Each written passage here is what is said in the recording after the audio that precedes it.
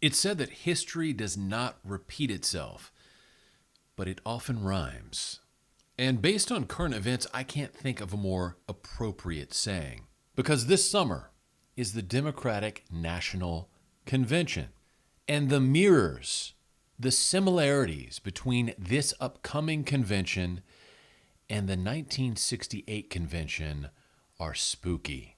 First off, we have a sitting president that is refusing to run again in the upcoming election. In 68, that was Lyndon Baines Johnson. In 2024, that is Joe Biden.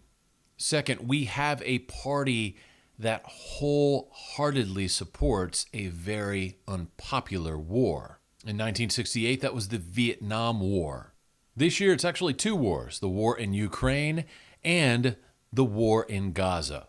In 1968, there were thousands of protesters that descended upon the DNC to voice their displeasure with the party's support of the Vietnam War. In 2024, rumors are swirling that protesters against Israel's war on Gaza will do the very same thing. In 1968, the DNC was held in the sweltering hot city of Chicago. This year, the DNC will be held in Chicago.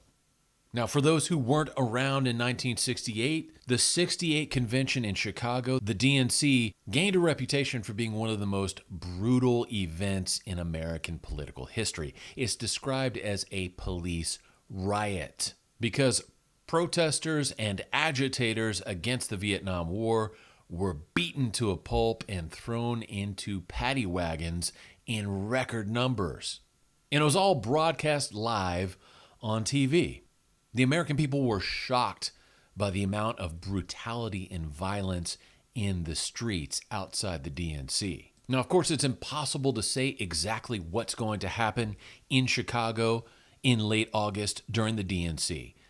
I'm not claiming to have a crystal ball at all, but what I do see is a lot of similarities between what's coming up in a few weeks and what occurred in 1968. To be brutally frank, this entire event is a lit powder keg. All the elements are in place for some truly dramatic scenes outside that convention.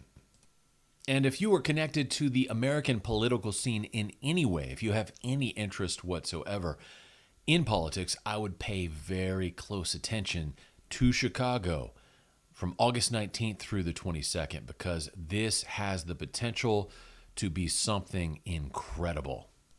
This is Kevin in Texas saying God bless you, and I'll talk to you later.